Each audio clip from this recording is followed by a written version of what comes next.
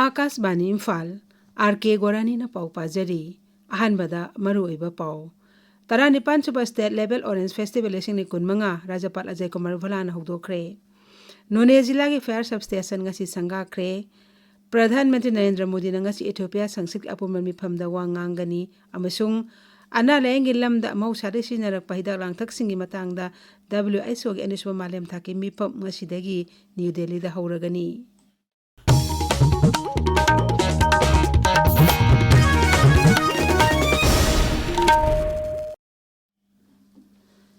Taranipan suba State Level Orange Coast Festival ni kunmanga ngasi Tamenglong Jila da Rajapal Ajay Kumar Bhalana hudokre Festival asigi matangda ekhoigi Tamenglong paumigi paudam Taranipan suba State Level Orange Festival ngasi inaugural function asida Governor of Manipur Ajay Kumar Bhala Tamenglong la yawraktuna formal program asi hojik chatharaga leire ahanbada Christmas Carol War Cry Dance, Cultural Dance, Tug of War, Manipuri Folk Song, amadi atay activities sing chathari. Ngahaki matungda traditional fire making asi mayamgi mamangda utkani, adugi matungda orange competition asi Governor of Manipur na haudok pigani. Governor of Manipur na orange orchard asi toraba matungda orange competition asi chathagadori. Sahi ani matung amuk chathariba state level orange festival asida me mayamna laktuna hall asi big thana famduna leiri Akashbani Imphal gi paugi damak Tamenglong dagi ringbam kamai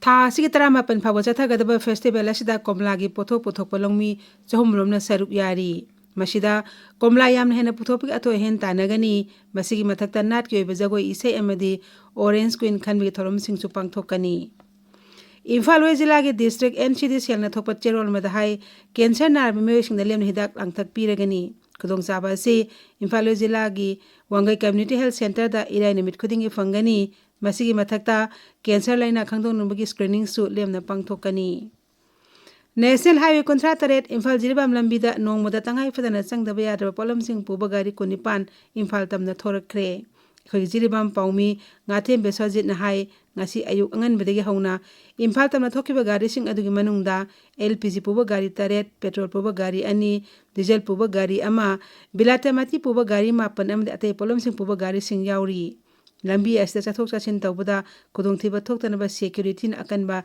session tharang lokhatli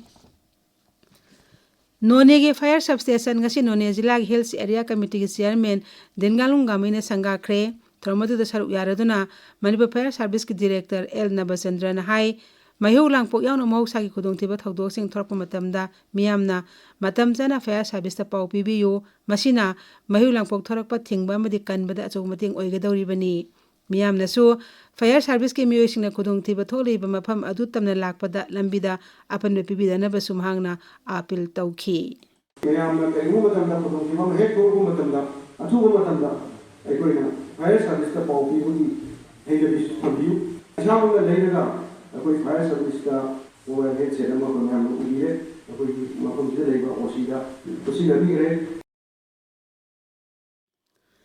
Sangabagi Thermadu da Jila Asigi Espin Namsadai Peter Amadi official sing Saruk Yaki Manipur State Rural Livelihood Mission Sinba Rural Roots Market ngasilo shilagani ngarang dagi Imphal Jila gi Singarel Tespur gi yai phalamjing Kanglup ground chatharakpa Roots Market aduda tongan ba self help group ki nupi singna puthokpa polam sing utli Rupamal Theater gi Maitram Bir Award lesing ni kunmanga gi oina saknairab aiba amasung director Khetri Mayum Somarendra Singh da piragani mana asi tha asi kulumda pangthokadaba Rupamal Theater gi mafum doi suba mapokumon thorom da khusinagani tabiriba pawasi Akashbani Imphal dagini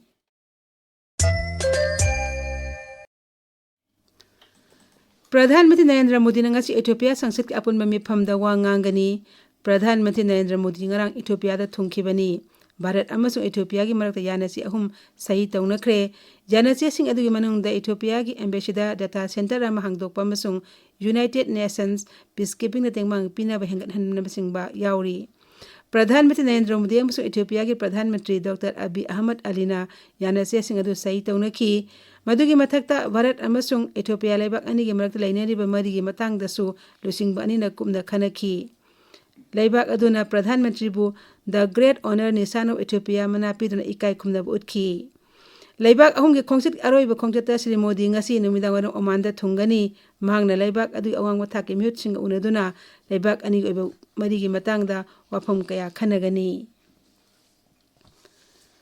Rashtrapati Draupadi Murmu gi Kha Bharat ke chayol ame khongset ngasidegi haure. Rashtrapati khongset ahan boina ngasi Tamil Nadu ge Belar da thungani. Mahangna Sri Purang Golden Temple satuna lai khorongani.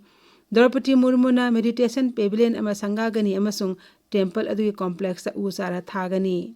Tamil Nadu ge Rajapal R.N. Ravi amasung Kendra ge Information amasung Broadcasting Rajya Mantri Dr. L. Murugan Rashtrapati bu Belar da haraukte yam okani.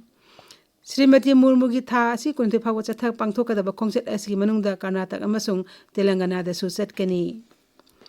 Ana layengilamda amhau sadi sinarakpa hidak langthak singi matangda World Health Organization gi anisuba malem thaki mifam ngasidagi New Delhi gi Bharat Mandapam da horagani. World Health Organization amasung Ayush Mantralaya na punna sinduna numit huni pangthokadaba mifam asi hiramdi Restoring Balance haibashini. Mifam asida tongan tongan leibak singdagi lakpa Baigyanik sing policy maker sing CHO sing yauna tongan tongan miyoi singna saruk yaduna hirambasgi matangda kumna khanagani. Rajya kunge Panchayati Raj institutions singda community based disaster risk reduction initiative hena mapangal kangkat hanaba jati ke project ama pakatnaba lupa koti sangwa terke senpam kaithokpa yare. Griha Mantri Amit Shah na sababati oiduna pangthokhiba awangba thake committee gi mifamna ayaba sipi khibani. Griha Mantralaya gi paungna hai National Disaster Mitigation Fund asi kumja lising konmatoi da hokdok khibani. Ngasi di thausil asi kanaba panchayat ki thak phawbada yoba ngamle. Nauna paket kadoriba project asina Rajya kungi mahausa gi khudungthiba toina thokanba mafam marfumatoi konsingani. Chaliba senba chai asi manungda Kendra Sarkarna SDRF ki makhada Rajya kun nipan gi damak lupa koti lising tara taruka chamgatra nipan thadokre aduga NDRF ki makhada Rajya tara nipan gi damak lupa koti lising ani chani panyakhai mari hena thadokre. Telangana Gram Panchayat Mikhal gi ahum subams aroiba tangka ki bot haujik thadanari. Rajya asigi jila kontramatoi da sarpanch lising ahumga chatret yangkai nito emoso ward member lising konipan chamri tara Mikhal esta khangani nuthilpung ama phawa bot thadanagani. Delhi da nusit sengdabagi sang hengalagli asigi yenglaga Delhi Sarkar hayengdagi pollution under control PUC ki certificate yaudrabadi oil pump singda gari sing thau hanba yararoi hairi. Delhi ki Environment Mantri Manjinder Singh Shirsaga paumi sing unabda wafam basi phongdokhibani. Mantri na makata na hai senggo saguri sinagadaba pochai sing purakpa truck na singba gari sing su hayengdagi hauna Delhi changlapata achingba thamkhre. Afghanistan ki Public Health Mantri Maulawi Nur Jalal Jalali ngani Delhi da thunglare khongset asi mahaki oina Bharat ta lakpa ahanba khongset ni. Mantri khongset asina Bharat amas Afghanistan ki mari hena chesil halagani. Sri Maulawi ne leba ase thunglabada mapal thoram mantralaya na haraukte yamna okhi. Afghanistan na awang bathaki mantri singi kangbu amaga loinana Bharat ta lakpa asi khongset asina ahumlak subani. Mamang thagi November kunda lebak adugi udyog amas lalol etik mantri Alas Nordin Azizisu New Delhi da lakhibani. Maulawa gi khongset asina lebak andigi marak haksel gi lamda amaga tengmang pinab hengat hanba yawna wafam kya khanagani. Mamang thada Bharat Afghanistan da influence yawna tongan ba laina sing hidak sing piba laikhrabani. Punsi kanbada sinna batangai phadaba hidak langthak metric ton humdra humdoisu Bharat na pikhi. Bharat amasung South Africa gi mari suba T20 match Lucknow da leba Bharat Ratna Sri Atal Bihari Vajpayee Eknak Cricket Stadium da ngasi numidang pung 3 sanaragani. Match mangagi series asi Bharat ani amada mangjil thari. Series asi manga suba amasung aroiba match lakliba irai numita Ahmedabad ki Narendra Modi Stadium da sanagani. Haujik aroiba maroiba pau amuk hana. Taranipan suba state level orange festival asing ni kun manga Rajapal Ajay-Kumar Bhalan haudokre.